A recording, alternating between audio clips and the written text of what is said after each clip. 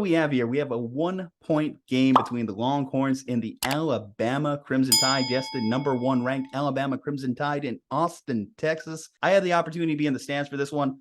Fourth deck, baking under the hot Texas sun, but well worth it, as it was perhaps the college football game of the year, or an early candidate for game of the year.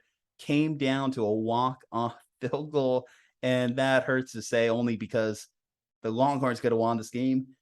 Should have won this game. Let's go back to the first half. Quinn Ewers, the story of the first half.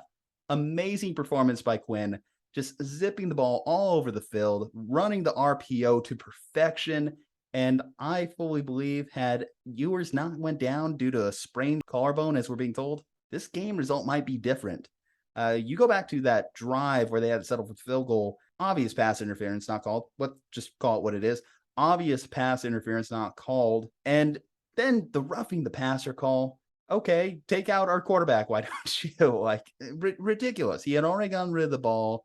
No need for that. And puts a stop to what was turning out to be an excellent day. Through the first half, Quinn Ewers had the 4th most passing yards against a Nick Saban college defense. Again, 4th most passing yards in a first half against a Nick Saban defense. That tells you, for Longhorns fans far and wide who had any doubts about Quinn Ewers being a worthy prospect, a worthy addition to this team, he is that guy. He is that next ilk of quarterback that the Texas program has been searching for and will continue to have when he moves into his sophomore season. And welcome in Arch Manning, no longer supplying at best NFL backup quarterbacks with Colt McCoy, Sam Allinger. All due respect, NFL backups, not NFL star quarterbacks, which Quinn Ewers, if he has performances like this, could be lighting up the field on Sundays. Excited to see what the future holds for Quinn, but hoping that in the future he is healthy and on the field for us under center, because we'll see. These collarbones could be at least a couple weeks. Hopefully he's back out there by UTSA. I would doubt it. Excellent first half against the number 1 ranked defense in the country. Quinn, get better soon. Okay, enter Hudson Card. And I've been very critical on this channel about Hudson Card. I don't think he's a good quarterback, but he's a gritty quarterback. And that showed in this game. He had a little bit of an ankle issue, but was also able to make a few good plays. It was very evident that Sark went conservative as soon as Card got inserted into the lineup. As you notice, more outside runs that went nowhere. You notice more screens that went nowhere. Couple deep shot opportunities, but this is where the separation between Ewers and Card came into play, because Ewers hits those deep balls. Hudson Card, it's more of a wild card. And sadly, we were just not able to hit enough of them. He takes that big sack by Will Anderson at the end. Kind of a bad block by Bijan, but still, you would have hoped in that situation, and we go back to situational football with Sark's teams, that you avoid the sack, you get another play, you get that first down, and maybe you kill more time off the clock for Alabama to not have that comeback drive. Play of the game obviously goes to Bryce Young, avoiding that cornerback blitz.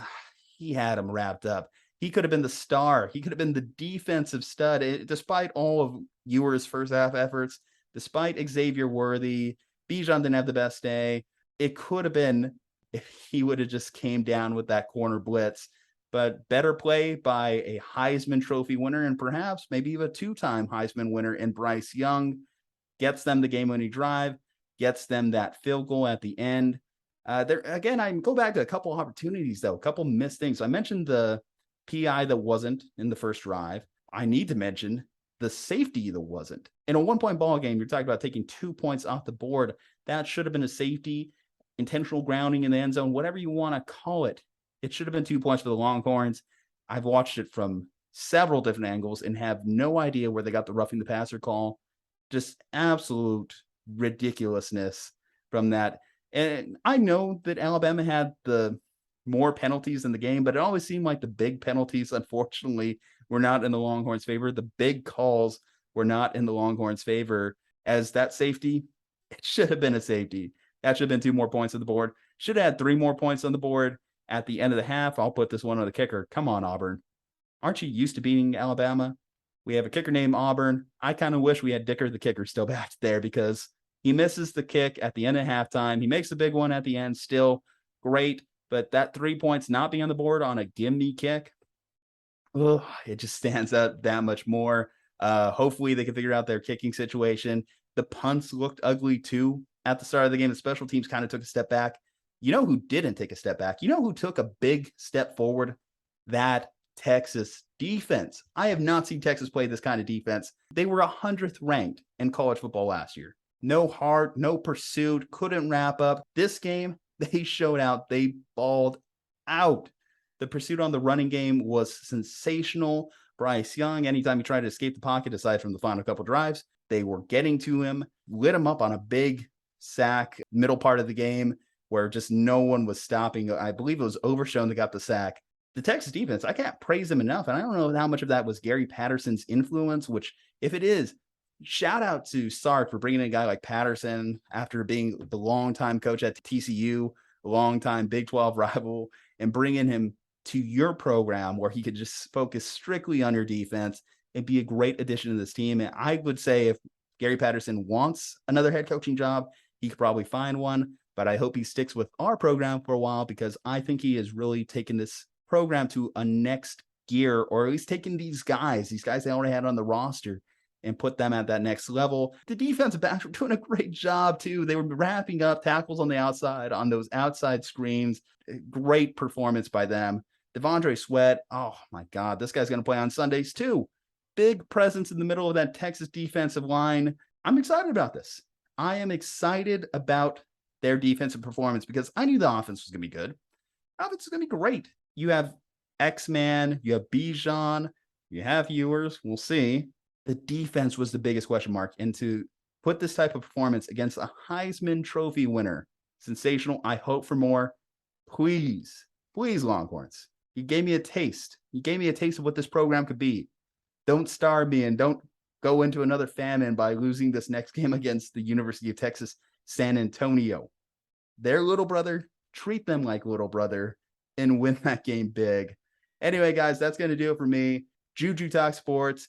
Go ahead and follow me on all my social medias at Juju Talk Sports, Instagram, Twitter. Going to be covering the Longhorns all season. Going to be following up on all their performances, and I want you along for the ride, because hook 'em, exciting season seems to be on tap.